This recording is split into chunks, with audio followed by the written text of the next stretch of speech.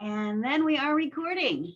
So I would like to introduce our speaker today. Dr. Everett Worthington is my mentor from back in the 1990s when I was a doctoral student, and continues to be a mentor and a friend to me. And I'm very grateful that he took a chance on a 22-year-old kid in her mother's suit who came in to meet him one day on a snowy day in 1993. He is the Commonwealth Professor of Psychology, which is an honorary distinguished designation in the state of Virginia. He is Emeritus, which means that his salary has retired, but not, as he has written dozens of books, particularly on forgiveness and on marriages, and so many articles, it's hard to even read them all in the course of a semester. So I think you're going to find this to be one of the best talks of the year that you are going to enjoy. So I will leave it to you, Ev Worthington. Well, thank you, Jen. And I am glad to be with you all today. I have 198 slides, and we have not very long to get through them, but we're going to do our best. I may be exaggerating slightly on that, but I will be moving right along, and probably will not have questions by 12 o'clock, but I'm willing to stay around if people are willing to, are interested in asking questions after 12. So I'm going to look at evidence-based interventions to work with couples in the church. So that is my mission, should I decide to accept it. So I have three, if you consider one of them a little ambitious, three objectives to describe an evidence-based deep dive into forgiveness, and also to help people who have not had experience with it use reach forgiveness in programs. Second, to give some ideas about organizing groups and events, especially designed to help couples in their relationships in the church. And then to use 5 takeaways to interact with church leaders and people in the churches. Now, I actually have a lot more than 5 takeaways, but I'm trusting that you'll come up with the ones that you find relevant. So,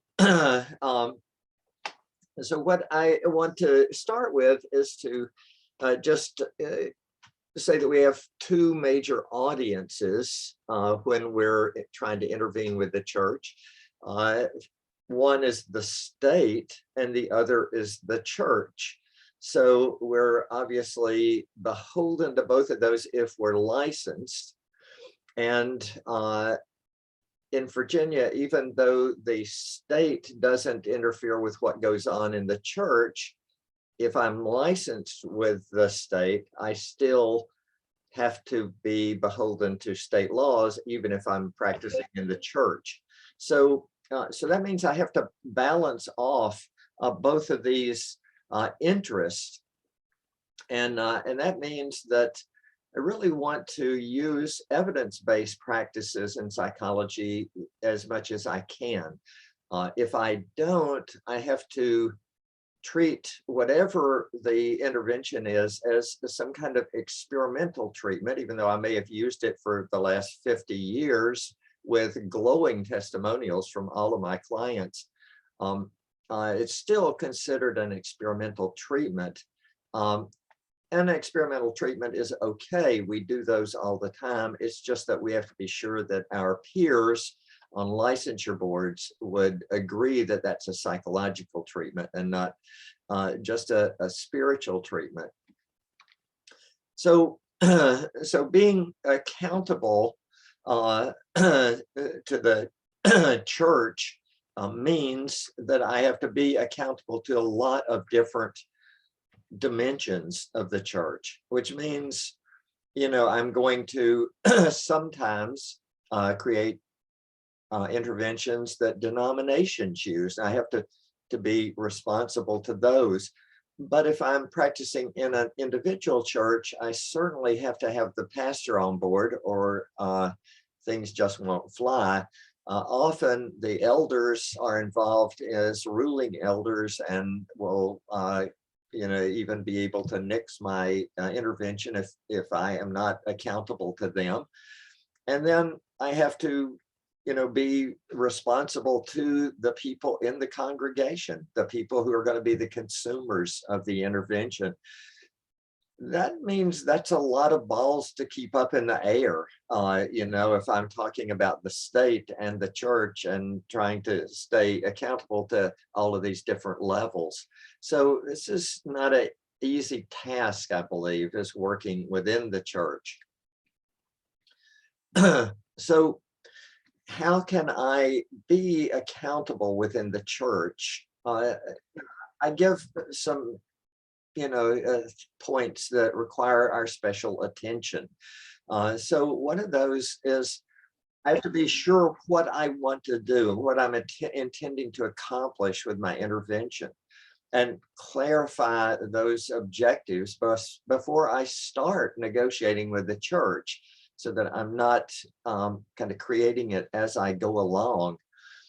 But I also want to make sure that I'm adapting an evidence-based, science-based program in a way that the church can accept. And so, I have to, I don't anymore like to use the word integration because it's come to mean so many different things, but somehow I have to accommodate my evidence-based practice to whatever my audiences are, the church, the people who are making decisions, like the pastor and elders, and then the people who are going to be consuming.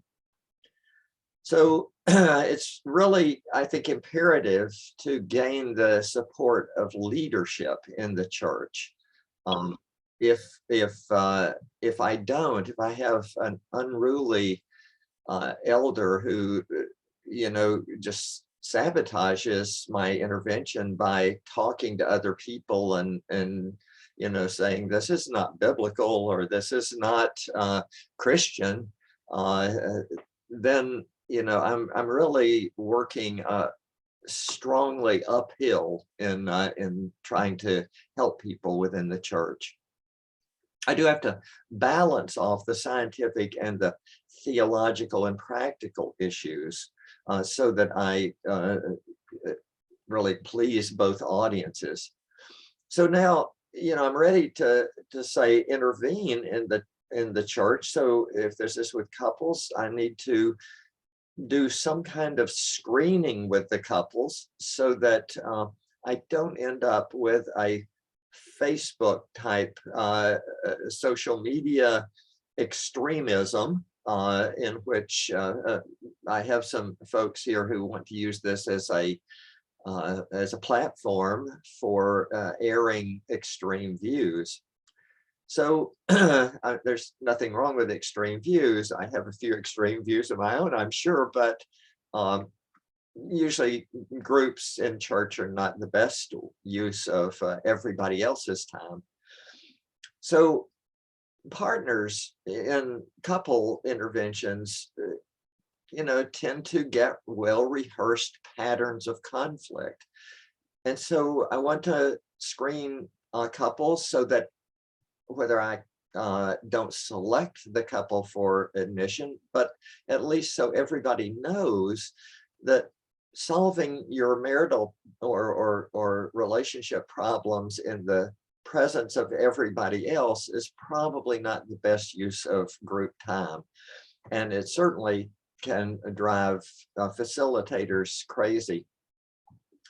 So unfortunately, no matter how well I screen couples do get upset when they discuss issues.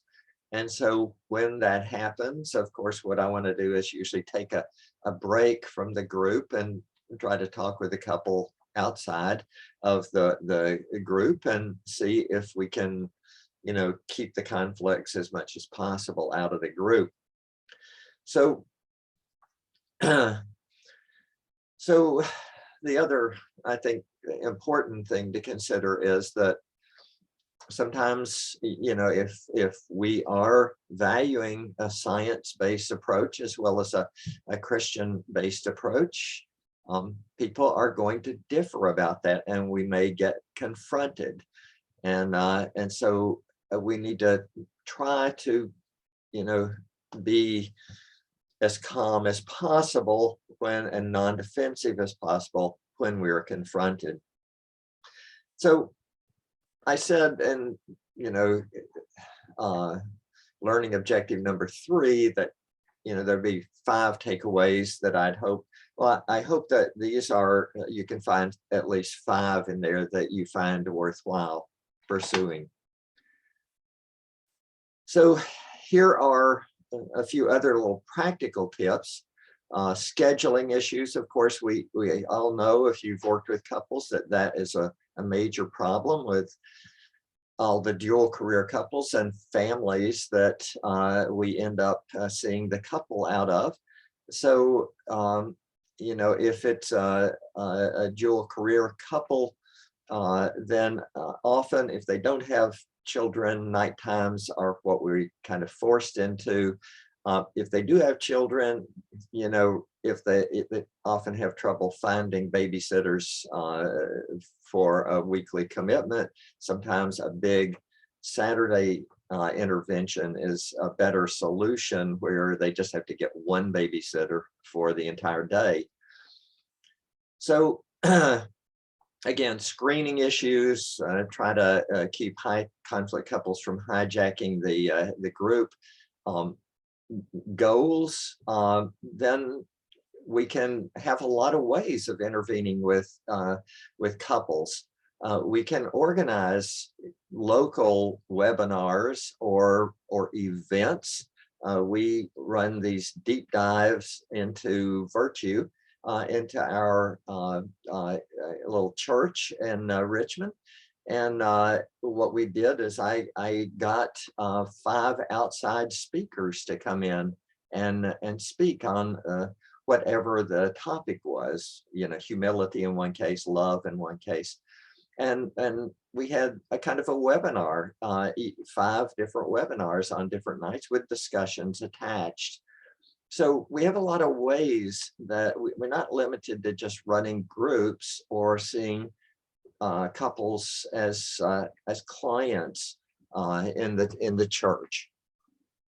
So in terms of the process, it's of course great to get couples to talk to each other, but couples do have these well-rehearsed conflicts often, and so getting couples to talk to each other can activate a lot of power struggles at times, and so it's often kind of wise to steer clear of those if we can anticipate them.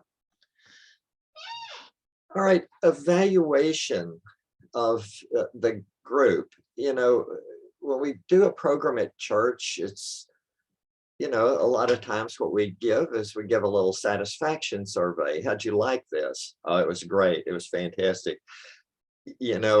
I've filled out a number of those things myself, that, not just on the groups that I run, but on the groups other people run.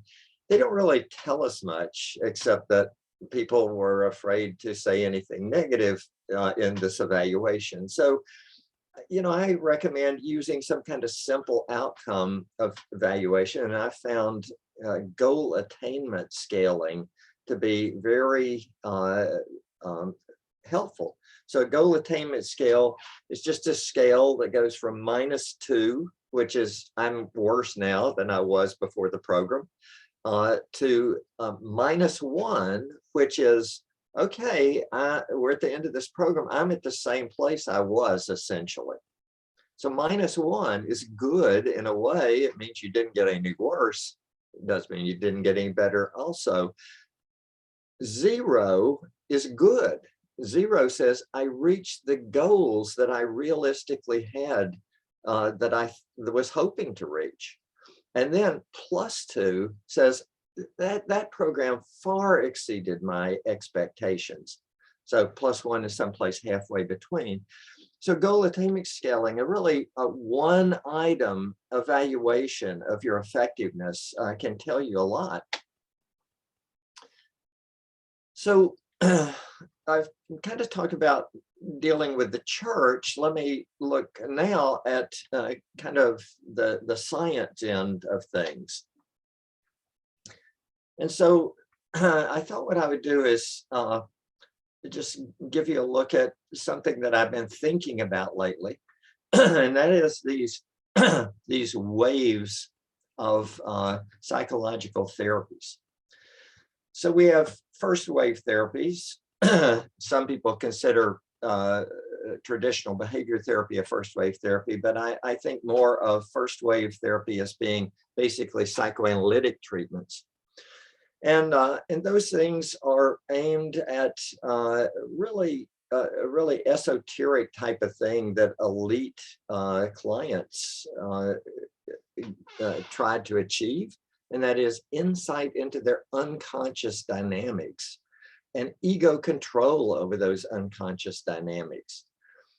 Well, you know, psychoanalysis was not originally made for everybody. You know, not everybody had a chance to go 5 days a week and lay on Sigmund Freud's couch and talk to him. But but those are first wave therapies. Second wave were problem focused. They're aimed at symptom reduction, cognitive therapy, cognitive behavioral therapy, RET. Behavior therapy, traditional behavior therapy, I look of as present-oriented problem-solving therapies. The idea is get rid of your symptoms, and usually the symptoms that got focused on when second wave therapies were in their heyday is depression and anxiety, although obviously all the DSM categories eventually got focused on. Third wave therapies, which we seem to be in right now, are therapies that are kind of have a different focus. They originated, I think, out of Andy Christensen's modification of behavior therapy, which was that they said, change what you can change and accept what you can't change. Now, I'm not sure where Andy Christensen got that, but it seems like that goes back to the Serenity Prayer from, Niebuhr, where it's you change what you can, accept what you can't change, and have the wisdom to know the difference. So that's, right there in 12-step approaches, but that seems to be the impetus behind a lot of the third wave type therapies. So John Petit from Harvard suggested that maybe we're ready for a fourth wave of psychotherapies. And that really caught me into a bunch of thinking. And so, I am thinking that a fourth wave really is aimed at virtue, and that the fourth wave therapies, strive to create people of virtue who will, embed their virtue within their community. So there's a valued virtue and there's community embeddedness. And if that happens, that might lead to a kind of a flourishing in the individual and a flourishing in the community. So, as I thought about that, I thought, well, that's Christian counseling right there. That's kind of what we do. If we shift away from first wave, second wave, third wave type of thinking, although third wave is very close to that in a way, this allows us to really pursue Christian counseling and be on the wave, on the cusp of the wave that is the wave of the future. So I'm excited about this. So what would be examples? There are a bunch of examples. positive psychology interventions that are aimed at helping people develop virtue and character strength or happiness and well-being, although I'm less excited about that. I think that's more third wave. Loving kindness exercises, meditation on compassion, promotion of dignity, promotion of gratitude, meaning-centered approaches, humility-oriented approaches, spiritually and religiously informed approaches, and approaches that are embedded within the community. So I think those are examples, and I kind of summarize that in a little table here. Jen and Jim tell me that they're going to make the slides available through Caitlin tomorrow, probably. And so, I hope you're not scrambling to write everything down. Of course, maybe nobody thinks anything's worth writing down, but nevertheless, sometimes my ego, has me fantasize. So anyway, here is a little table that kind of summarizes that. So, I guess my conclusion here is that we can be world leaders in fourth wave psychological interventions because that is what Christian interventions do. They help people be meaning-centered. They help people be virtuous, to try to do the right thing in the right way, at the right time, in the right place, for the right reasons. And I think that's what we're striving for, and to do that within our community. So again, this is just other examples of this: forgiveness, gratitude, equanimity, humility, other examples. And, here are some things I think that are underdeveloped in terms of interventions. So there's some research, basic research on a lot of these, but not really so much on interventions. Interventions to promote grace, hope, patience, love of humankind, peace, compassion, courage, wisdom, practical wisdom, altruism and generosity, and civil engagement. Well, those are all things we value. Those are all, virtues that are valued virtues, but where are the interventions? Usually there's one or maybe two for any of those. And I think there's room for a lot more than one or two for those, and then testing that pits them against each other. Okay, well, yeah, there's the 5-minute preliminaries are out of the way now. Just 25 minutes deep into my talk. So let's talk a little bit about couple interventions, and the one that of course is near and dear to my heart is hope-focused couple approach. And I thought what I would try to do is just name some recent advances in the hope-focused approach. Now, the hope-focused approach is an evidence-based approach.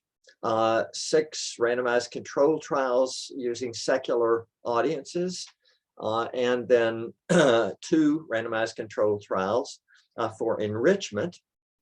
1 randomized controlled trial comparing Christian and secular approaches, and then studies of who uses the hope-focused approach and other approaches to couple therapy. And that one has been done by Jen in a grant-funded study with Scott Richards, and another by Joshua Hook. So it turns out that a number of people use the hope-focused approach. There's a sampling issue in that people we ask typically know about the hope-focused approach more than a general audience. So I don't take the numbers super seriously about how marvelously useful it is to the general population. So it is an evidence-based approach. That's the bottom line of that slide.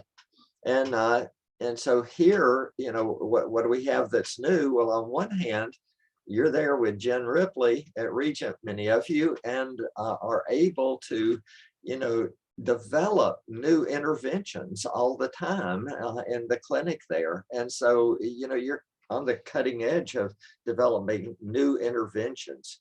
But what else is new? And when I say new, I mean since the 2014 book that Jen and I co-authored.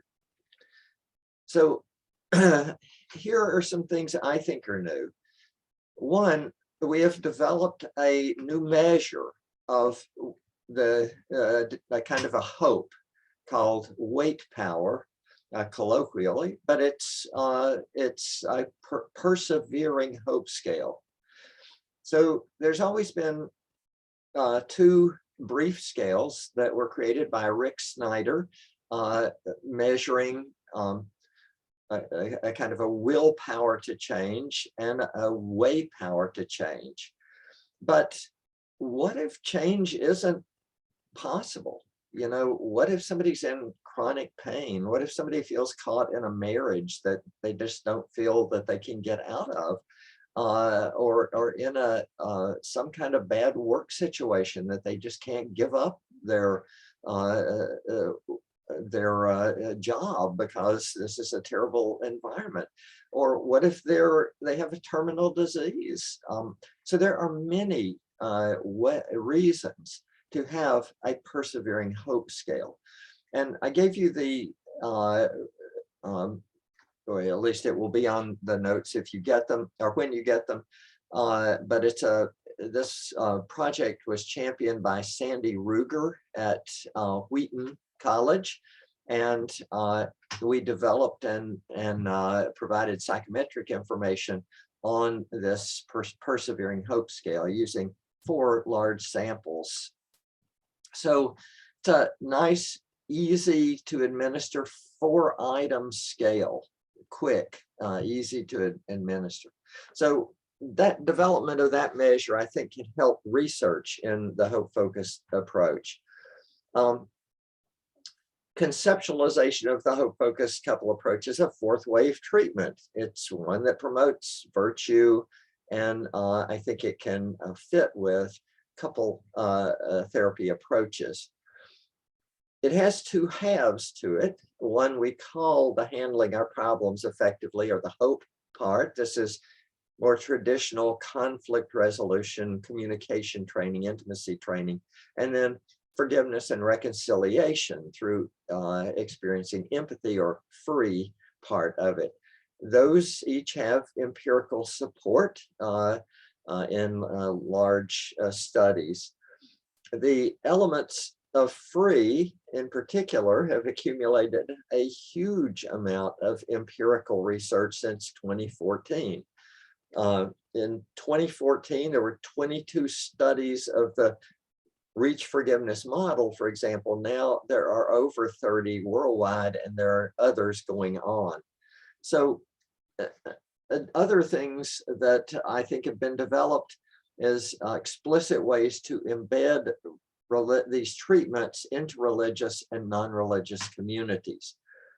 So I think there have been a number of increases in the way that that we have scientifically looked at the hope-focused couple approach, plus practical ways in terms of the new interventions that Jen and her team there have developed.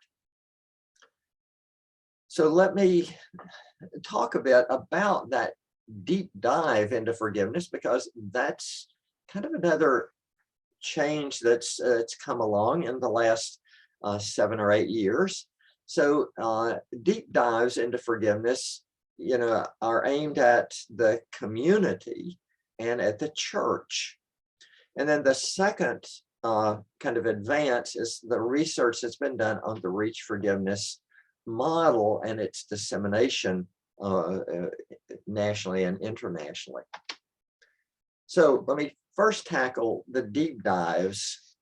So these start with a community-based awareness raising campaign to promote awareness and the practice of forgiveness in a particular community.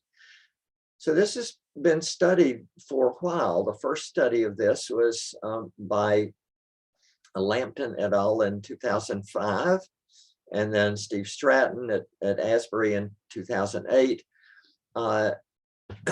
Brandon Griffin and his team did this at Luther College.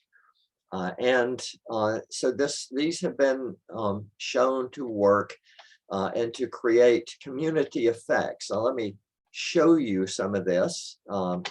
So these, the other level of this are these campaigns aiming at raising awareness, maybe even more broadly than in a congregation. So here are some of the studies that have been done in Christian colleges of these awareness raising campaigns. I mentioned the one at John Brown University, and also the one at Asbury College and Luther College. But these have actually been done in many Christian colleges, although not all of them had published research on them, but they've been done with an eye to published research in at least 8 Christian colleges. So here is the reference for Brandon Griffin's study at Luther College. And what we did is we gave a bunch of ideas to community leaders there in the college for them to try to design a way to raise awareness about forgiveness that they thought would be specific to their college. We gave a lot of ideas. This is the sheet that we gave them. They used the ones that they thought would work off of that sheet, but they created probably twice as many interventions that were specific to their campus. So in Luther College, there's this big walkway that people have to go. It's in Decorah, Iowa. It gets cold up there, so a lot of things are indoors. So they walk in this internal walkway, and it has all of these banners, and so they just lined the banners with or lined the walkway with banners about forgiveness. So they adapt things to their specific place.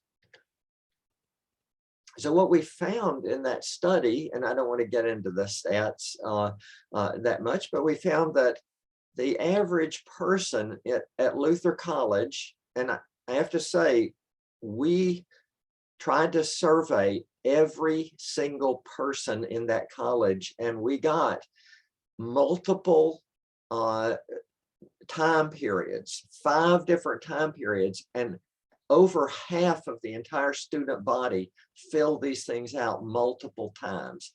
So this was a true community intervention. But what we found is the average person reported about 2.3 hours of exposure to something, whether it was an essay contest or newspaper articles or hearing a chapel talk or or whatever was used. They reported like 2.3 hours of exposure, and the average amount of change was about 0.23 standard deviations of change. Is that very much? No, that's not very much. 26 weeks of 1 hour a week cognitive behavioral therapy for depression gets you 1.2 standard deviations of change. This gets you 1/6 as much just by changing the environment.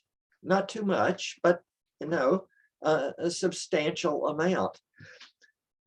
So we measured these things at these different waves of testing, and what we found was people changed in forgiving, they changed in loving, they changed in the amount of conflict that they have. So, let me just give you perspective on this. This was a college in which we measured 800 people out of 1,600 people. This is actually something like 864 people, but out of 1,600 people. What if this had been done at New York City, 8 million people. How many people would have had large changes in forgiveness? Because that's what happened if you looked at the data closely. A number of people had large changes in forgiveness, and many of them didn't have much at all. It turned out to be an average of about 0.23. But that's only 680 people. What if this were 8 million people in a city? Think of the transformation of society that could happen as a result of a public awareness campaign, for example, in a city. So how do you go about this? Find an intact community that wants to become more forgiving. That might be a church, a Christian college, a family, a work group, a business, a military group, whatever. Engage the leaders to promote a more forgiving community, establish goals for the awareness raising campaign, and then establish some sampling and analytic procedures to see if you accomplish your goals. Convince people of the benefits of forgiving. This is one of the things you're going to want to do, and tailor your emphasis to the type of benefit the community wants. So if this is couples, can they forgive within their relationship? If this is colleges, how about roommates? How about forgiving your professor? Turns out that was the thing that the people at Luther had the hardest time with, was forgiving professors. So convince people that they can forgive by working on it. In other words, we're talking about a mindset here. Is forgiveness a fixed mindset, or is it a growth mindset? You have to work to convince people that this is that to have a growth mindset, that they can change if they work at forgiving. An important point to get across is that forgiveness takes time. It's not going to happen all at once. And therefore, one of your objectives is to drive people to the place, or at least make them aware of the place where they can spend time working on trying to forgive the things that they wish to forgive. We have free do-it-yourself workbooks. You can run groups. At Luther, they ran groups in the dormitories. There are all kinds of ways to get people to spend more time trying to forgive. And then provide a list of resources, other resources that people can spend time on, like reading books on forgiveness, YouTube talks, webinars, TED Talks, starting groups, promoting DIY workbooks. Many of those, like reading a book on forgiveness, are not as effective as working through your own workbook, but they still help.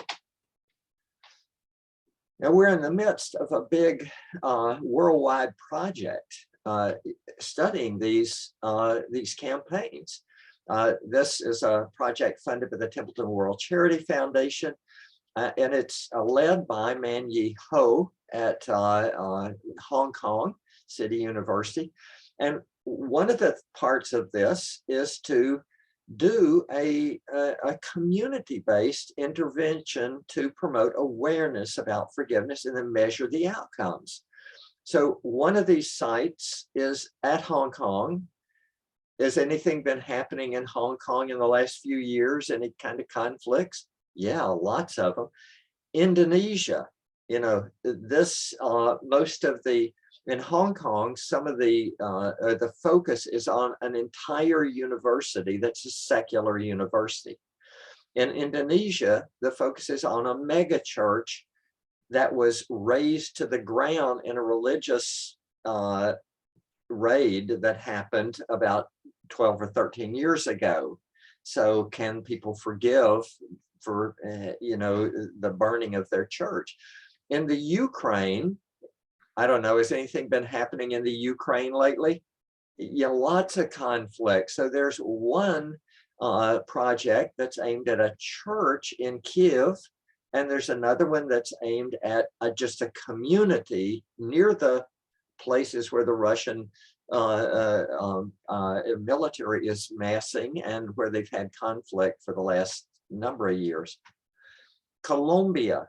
In Colombia, there is one project that was aimed at universities, another project that was aimed at an entire community living block of thousands of people.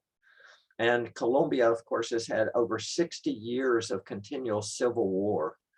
South Africa, lots of conflict in their history. They have tried to aim their approach at a region of the country, maybe a fourth of the country, and try to get a more, to promote more awareness about forgiving. So these are, you know, these have a potential to, I think, to change the world. And they are things that we as psychologists or counselors can enter into. We can provide consultation on these. We can help people design awareness raising initiatives, knowing what we know about, you know, what influences human behavior. So the second part of that big project is a forgiveness intervention, reach forgiveness intervention using a 2-hour do-it-yourself workbook intervention. So I'm going to talk about that in just a minute. These are the 3 goals we had for the public awareness raising campaigns in those 5 sites.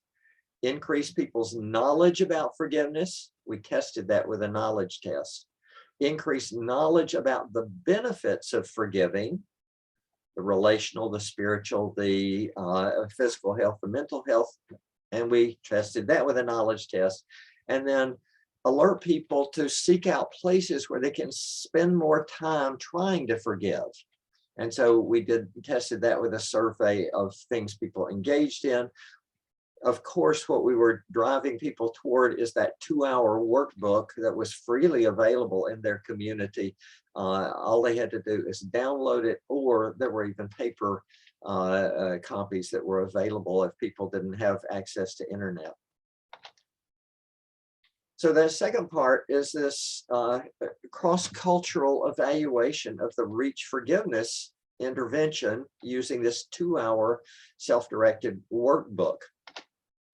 So this is going to be by far the largest study on forgiveness that has been conceived.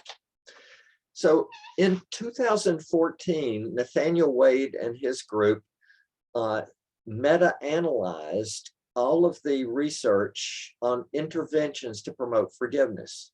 They found 53 randomized controlled trials with a total N for all of the research that had been done up through 2013 of 2,323 people at post-test, and of course fewer at follow-up, 16 at follow-up. The dose of those was any place from 1 to 60 hours. The average dose was 10.3 hours of that's the average length of the treatment. Our study is going to be 6 sites at 500 people per site was the minimum. We actually had an average of more like 600 per site, 3,600 people that got tested on this, someplace between 3,000 and 3,600.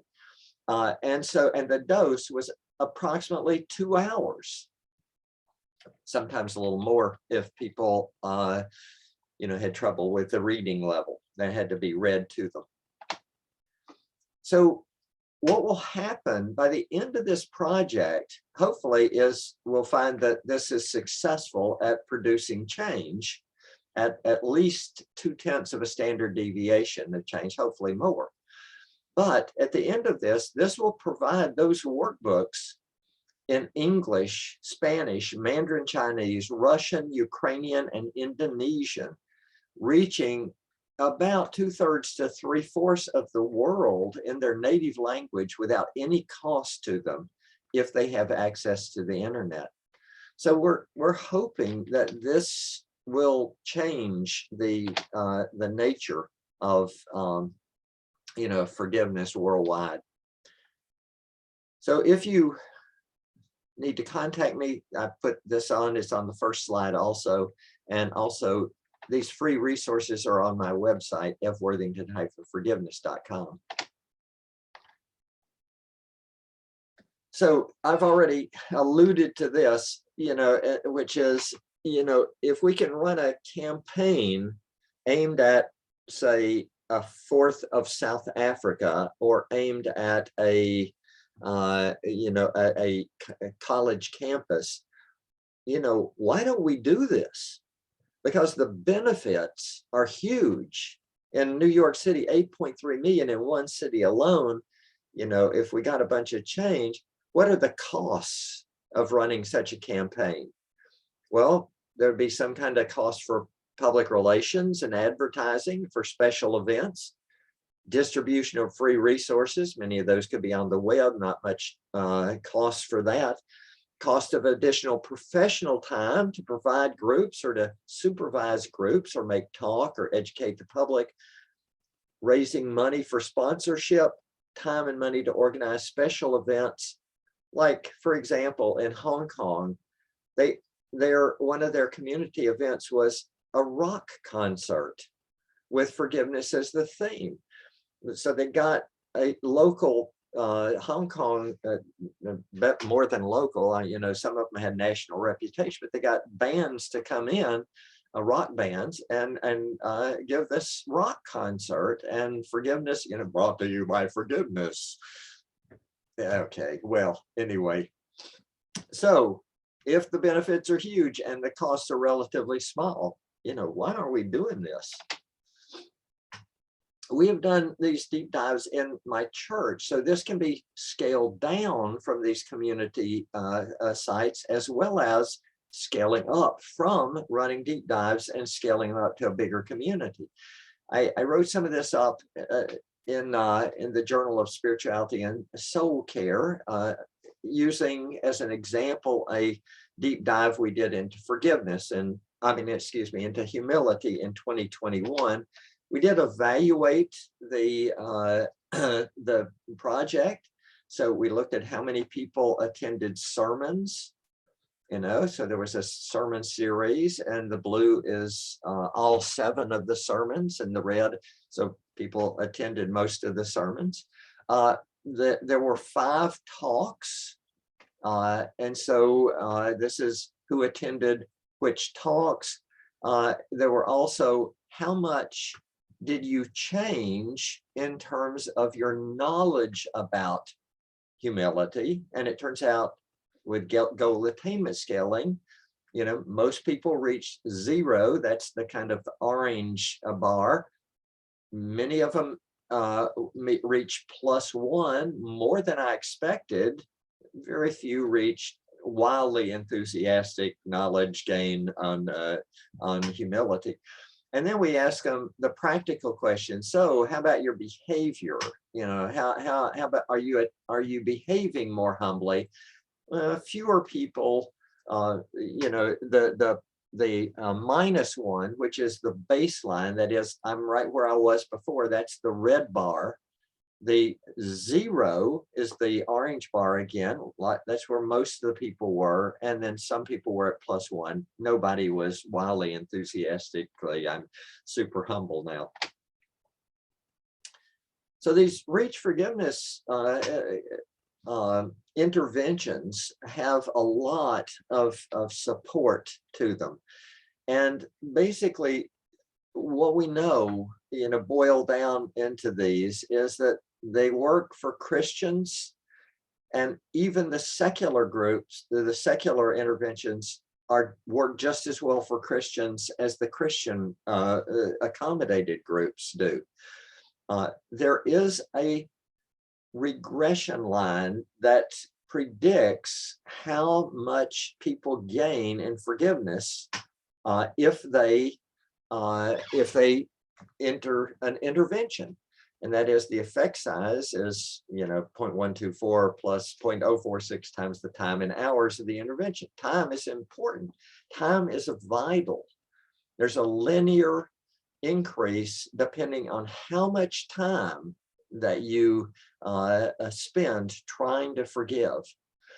So there were many studies on this, and I just noticed some things that have changed since 2014.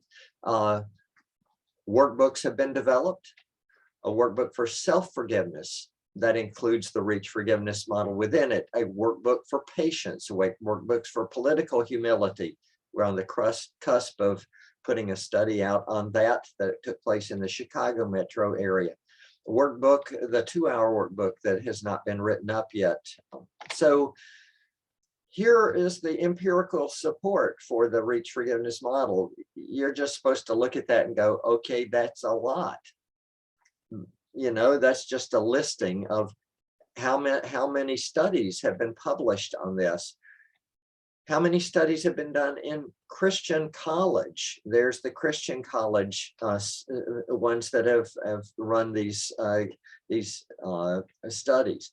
In churches, there have been individual churches that have been used in workbook studies.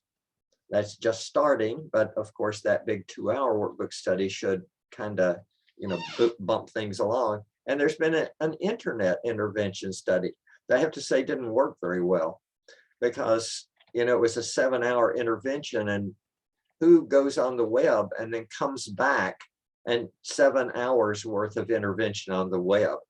Well, it turns out 26% of the people do that, but you know, that's a highly selected sample that's pretty motivated.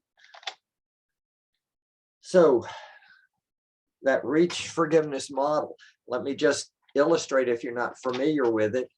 It starts out, you know, making an analogy that, you know, building, you know, that these 5 steps, there's nothing magical about 5 steps to reach forgiveness, REACH.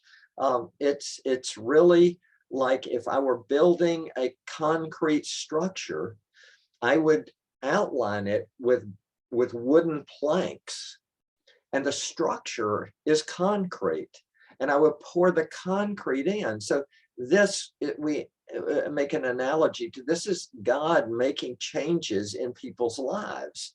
The 5 steps are just, you know, forms that hold this together into some kind of a structure. Those forms can be taken down and reused or thrown away if you want to, you know, after the concrete has hardened into a change in a person's life. We also start by trying to get people to commit to trying to forgive, and also we're sure to tell them about the benefits of forgiving, because we know that actually, by them knowing the benefits, that can create a lasting change in forgiveness. It can motivate them to forgive. But it doesn't get better after you spend about 10 minutes talking about the benefits. So then, you know, this is going to involve helping them make a decision to forgive. And then we're going to start working through 5 steps to reaching emotional forgiveness. So R, recall the hurt without excessively blaming the person who hurt you or dwelling on how much you were victimized. E, emotionally replace negative emotions with more positive ones like empathy or sympathy or compassion or love. And we use an empty chair as one of the many ways that we can help people get into other people's points of view.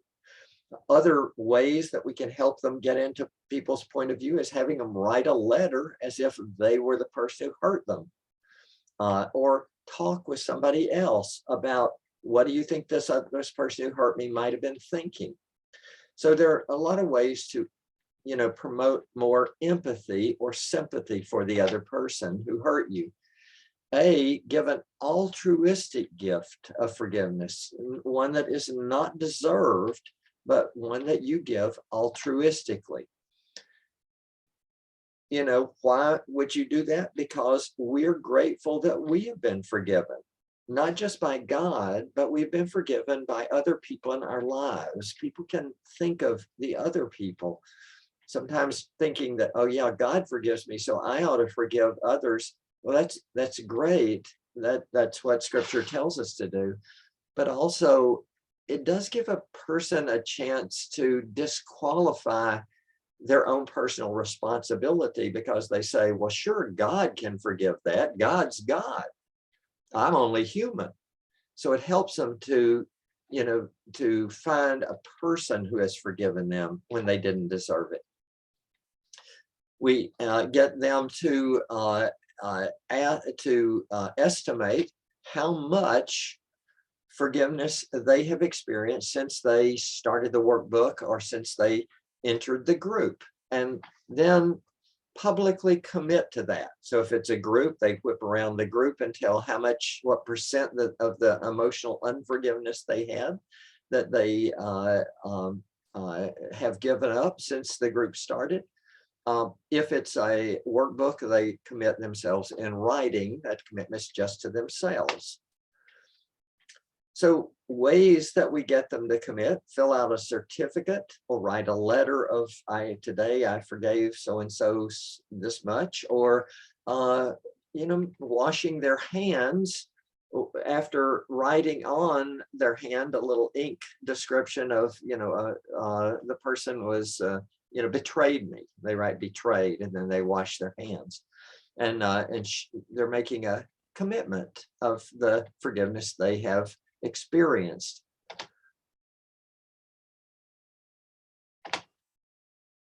The H step, hold on to the forgiveness. People are going to experience triggers, and when doubt occurs, they can recall an analogy that we use to help them, which is how if you get burned by a red hot stove eye, even though the burn can be totally healed up, if you get near the heat again, you're going to react in a feeling of fear and anger, even though you have not, forgiveness was not involved in that hurt at all. So this is not about forgiveness that you experience hurt and anger if you've been hurt before.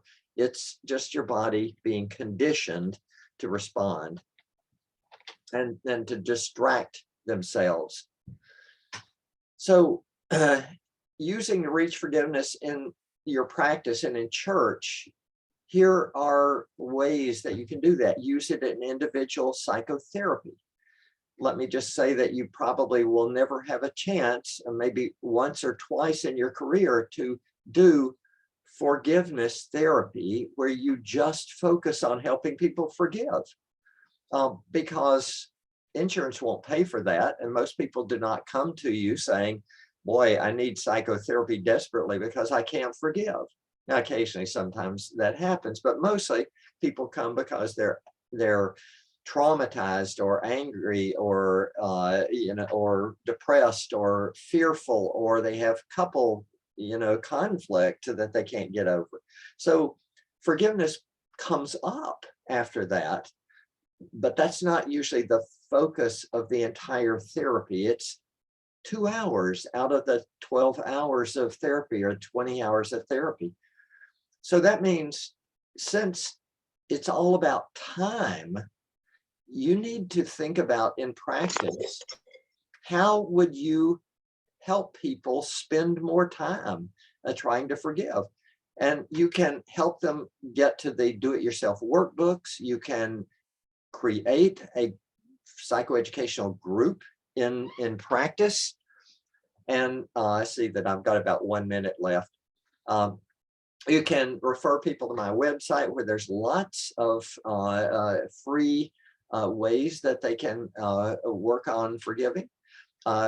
Use self-forgiveness when people have wronged their partner. And also there are do-it-yourself workbooks for self-forgiveness. Use the hope-focused couple approach for couple therapy. Teach on forgiveness in community talks or talks at church. Oversee lay counselor conducted groups. Consult with pastors, leaders, and then help design deep dives.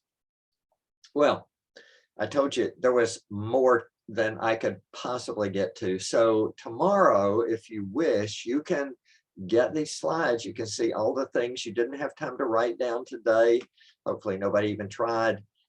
And also you can see the 113 wonderful slides that I still have not covered yet. So it is about 12, and what I want to do is, for my part, just end up here and say thank you for hanging in there with me in my manic phase here, and turn it back over to Jen and Jim.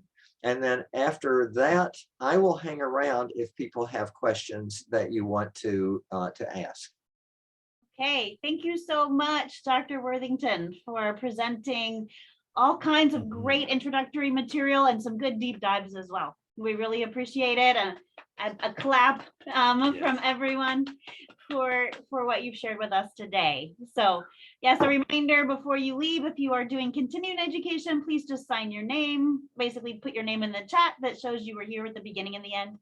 And for anyone who'd like to stay for questions, please do that. Really appreciate it. Thank you. Yeah. Bye, everybody. Okay. And we'll monitor the chat. Can you see the chat, Ev, in terms of any questions if people want to put it in the chat? Let me stop sharing, and that makes it easier for me. I can see the chat. I see we have 46 entries in the chat, so therefore I can't monitor it at all. Yeah, so why don't you all curate the chat for me? We will do that. Yeah. Oh, Pendo's here. Hi there. All right. So if anyone has a question, you can turn your microphone on or you can type in the chat. We'll monitor.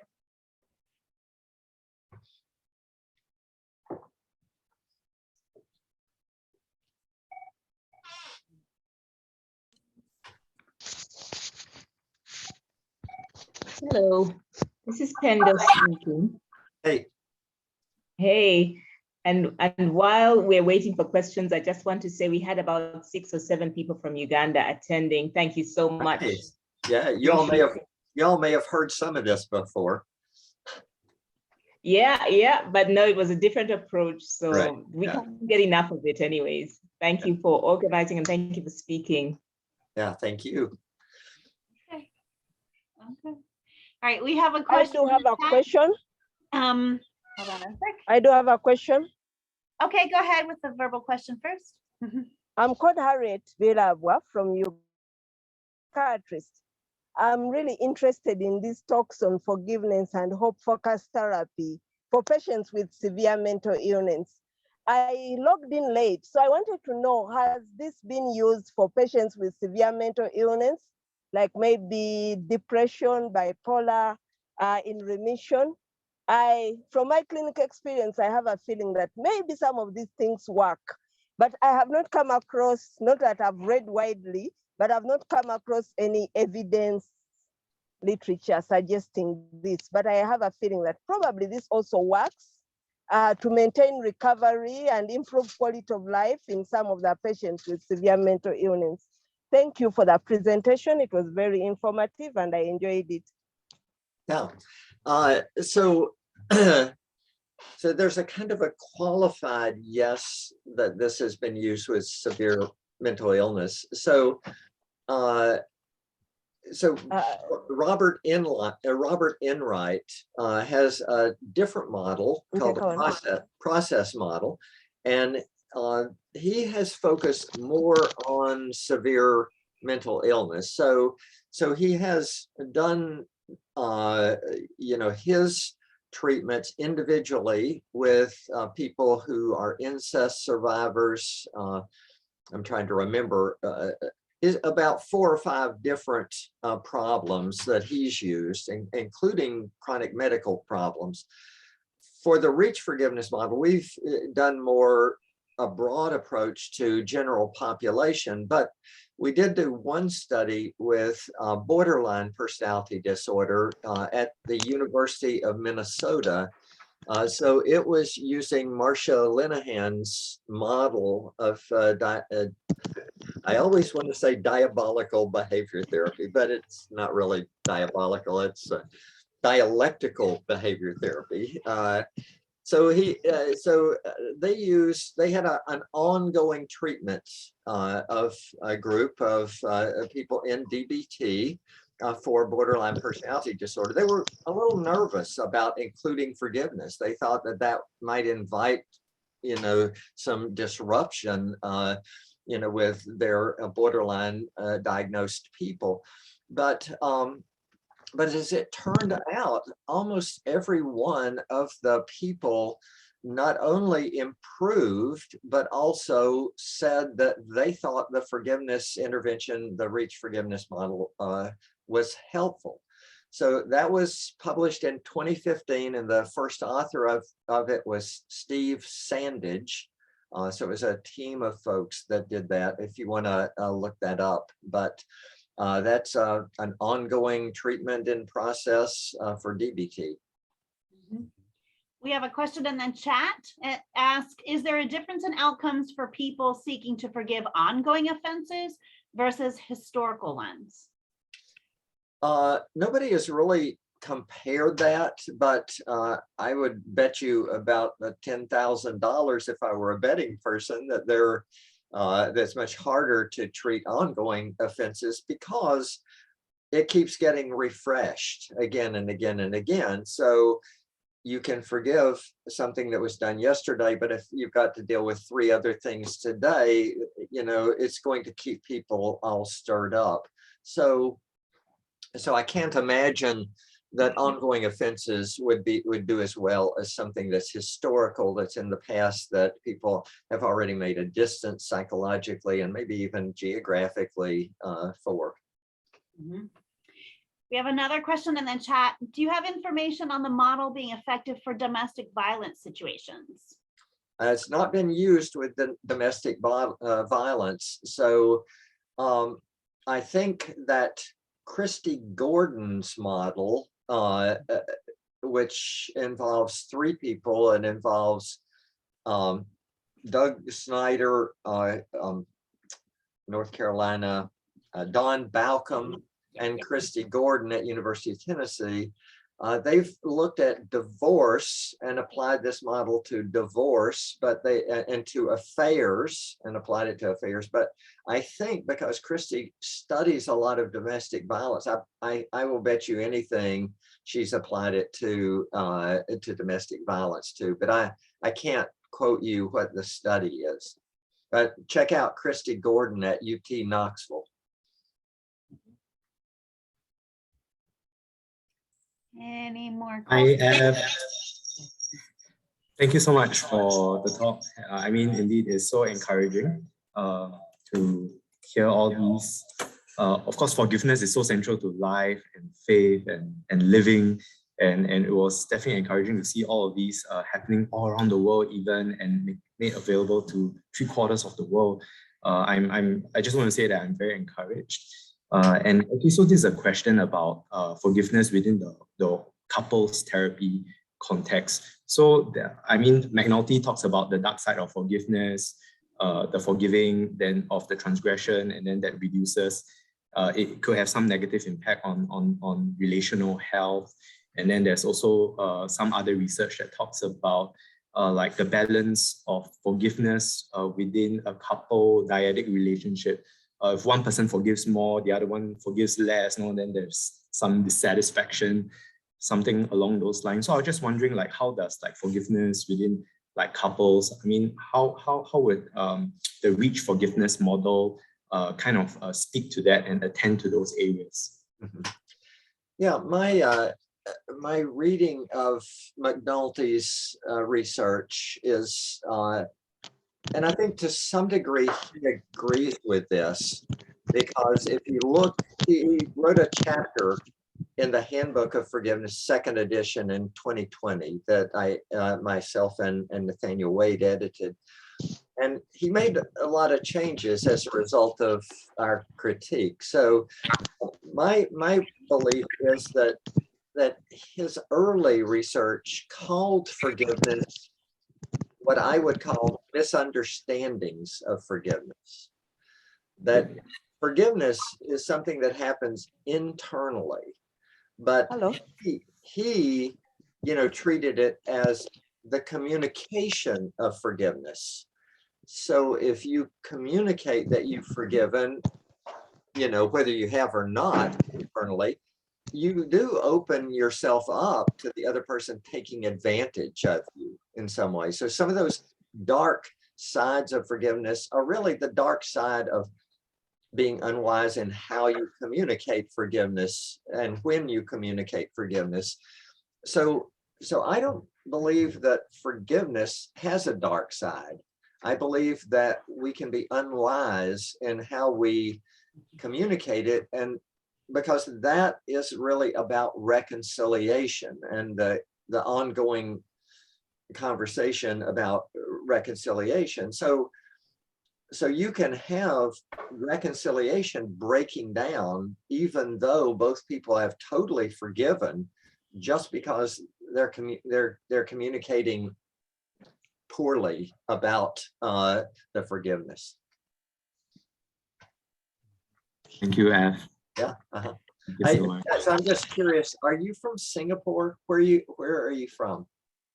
Oh yes, Joyce and my wife and I, we both hail from Singapore.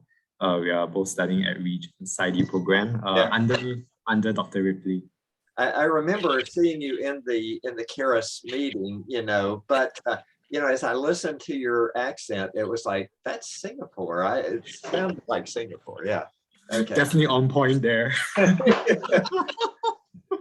Definitely very well traveled.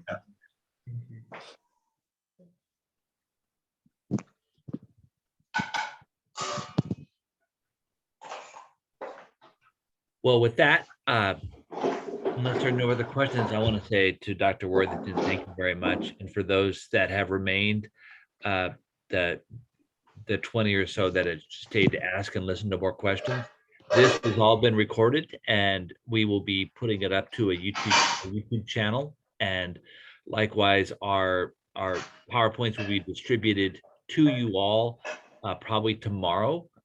And grateful for your participation today.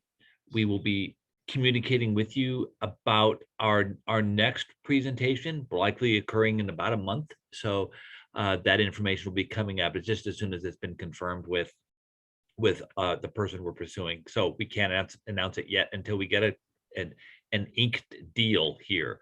So grateful for your participation. Look at stuff, announcements and other details on our Charis Institute website at charis.regent.edu, and look forward to more communication with you all. Bye-bye, everybody. Bye. Thank you so much. Bye-bye. Thank you.